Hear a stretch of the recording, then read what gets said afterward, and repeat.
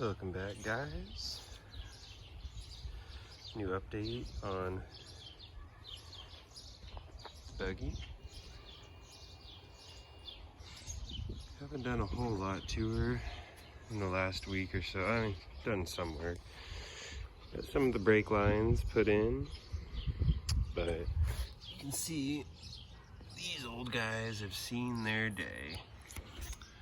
So you gotta get a new one for that side, because that's not supposed to be, there's supposed to be a flex line about right there. Can't go straight to the tire. Yeah, got the shifter in, kind of works now. So that's cool. Shifts through all the gears. And this little plate, I found out, because they gave it to me. I thought, oh, it's for the pedals or for, I don't know, a monitor or like where the gauge cluster is supposed to go. But what I figured out, and most of you might laugh at me about this, the guys that are really into the buggies, is it's supposed to go right back here and kind of line up with, you know, those bolts there, and then the one up in front. It's a battery tray. Huh, who'd have thunk?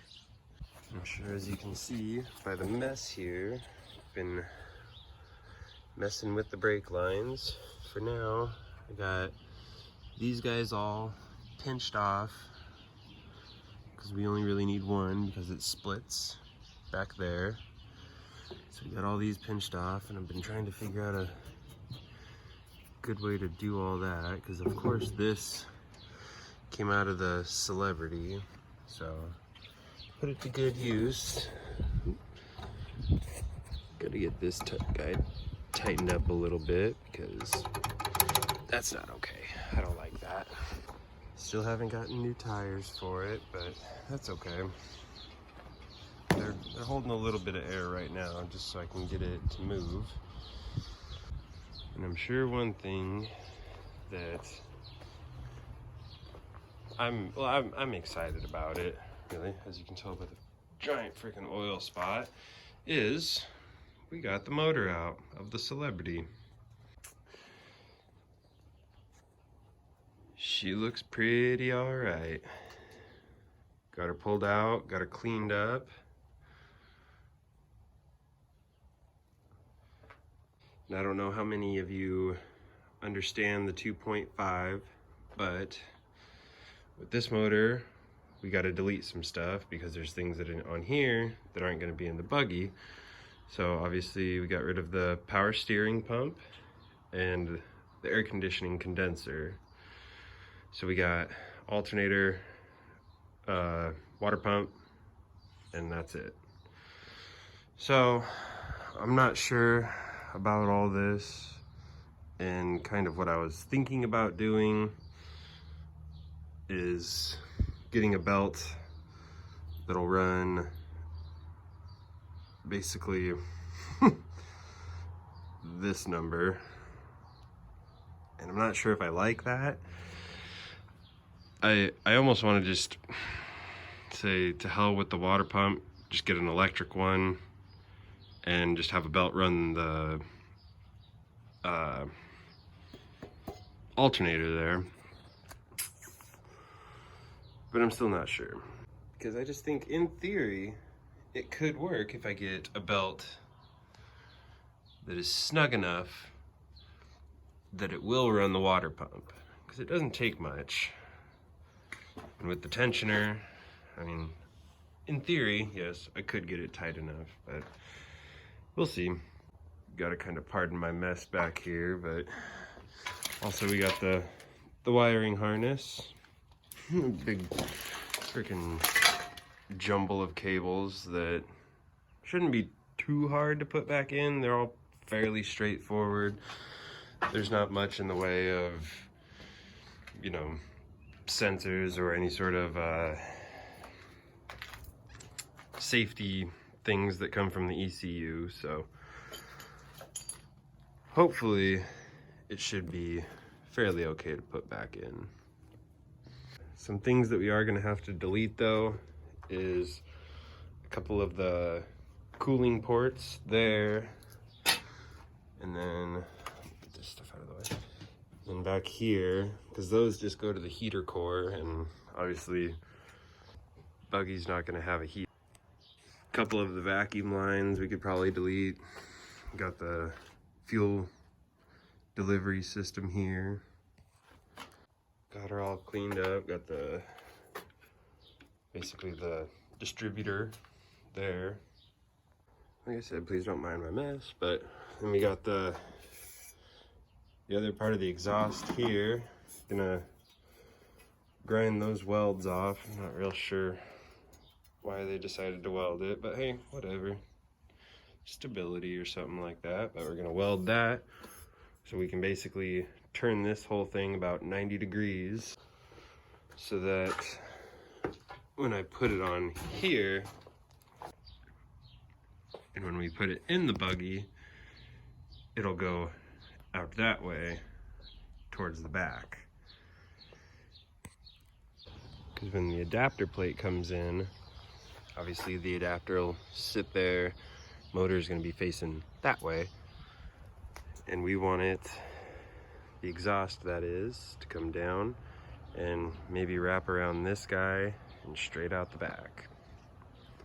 Also, another fun little deal is in the Celebrity, or on this particular engine, they were nice enough to grant us with a full-on wraparound engine mount here on the front of the engine, which will be freaking excellent because when we put it in the buggy, basically I'll just have to mount something.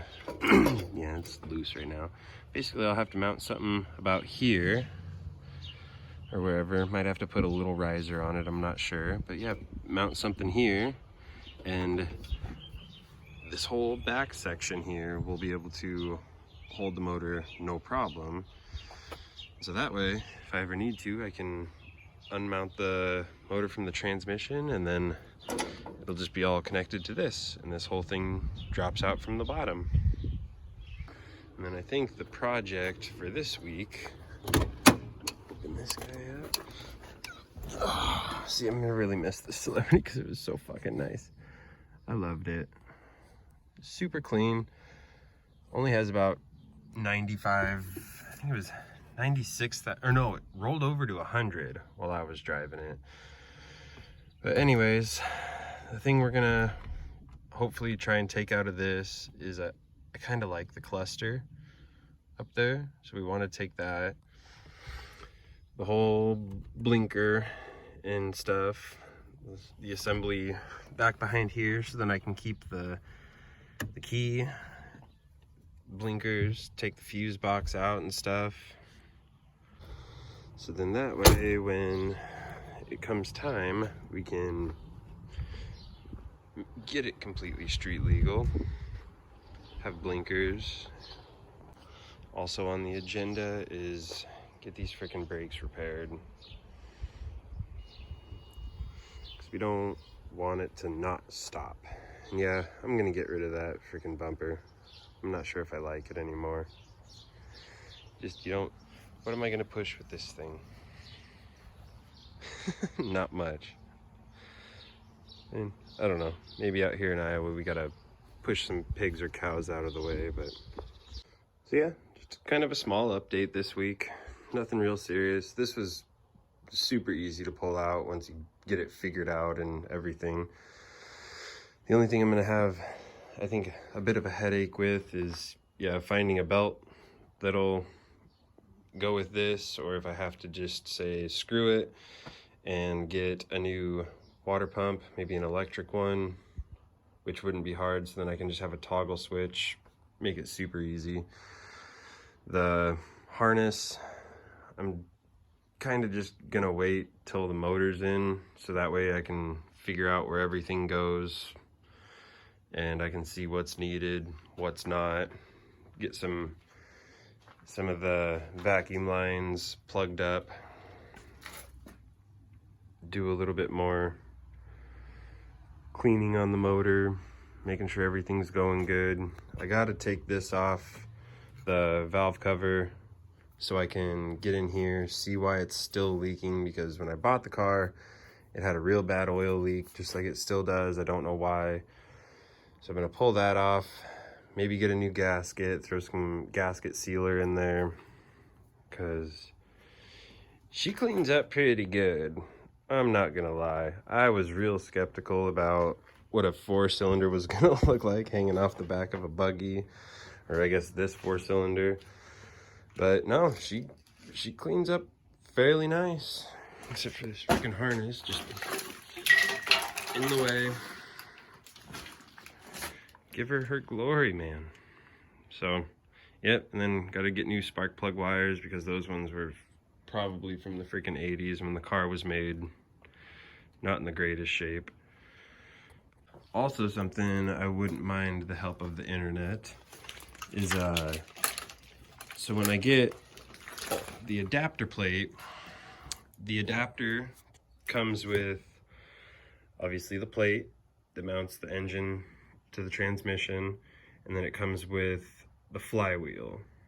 And what I'm trying to find is the guard, or the shroud, or whatever you want to call it, that goes underneath, that will kind of protect from all the dust and dirt that's most likely going to get in there. But I'd like to find something to kind of protect that, because the kit that I got is from Kennedy.